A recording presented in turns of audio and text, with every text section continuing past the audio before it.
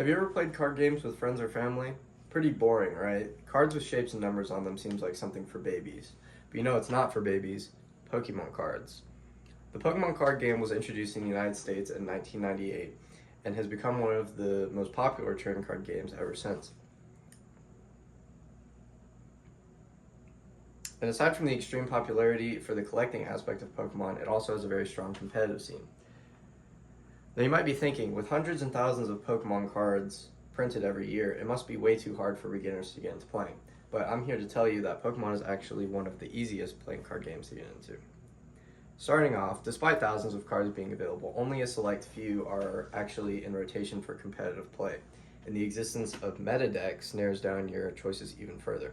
Now, if you don't know, meta decks are just decks that have already been proven to be very effective in competitive play.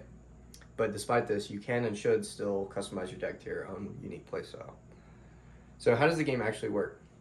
Well, Pokemon is played with two players, one-on-one, each with a 60-card deck.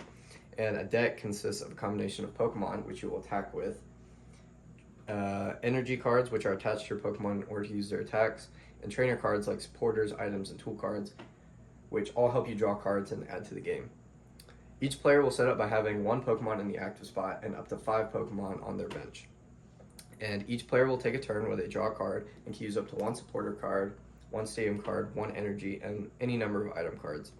That being said, the effects of some cards may alter the amount of each card you're allowed to play per turn.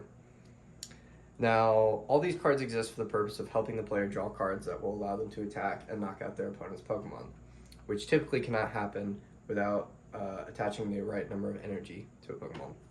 Now, if you are successful in attacking and knocking out your opponent's Pokemon, this will result in you being able to draw one of your 6 prize cards, and drawing all 6 of your prize cards before your opponent is one way to win the game. Another way to win is by knocking out your opponent's Pokemon without them having any other Pokemon on their bench, and this would result in them not being able to put a new Pokemon in the active spot, and that would just end the game. One of the great things about the Pokemon card game is that new cards are always being released, and the play of the game is constantly shifting and evolving.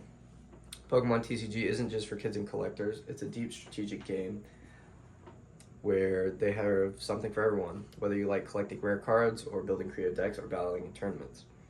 And more importantly, it brings people together at local game stores, school clubs, and global events connected by a shared love for the world of Pokemon. So if you've never played before or haven't picked up a deck in a while, maybe it's time to give it a try. Also, the TCG Club at South would love to teach anyone who wants to learn. Thank you very much.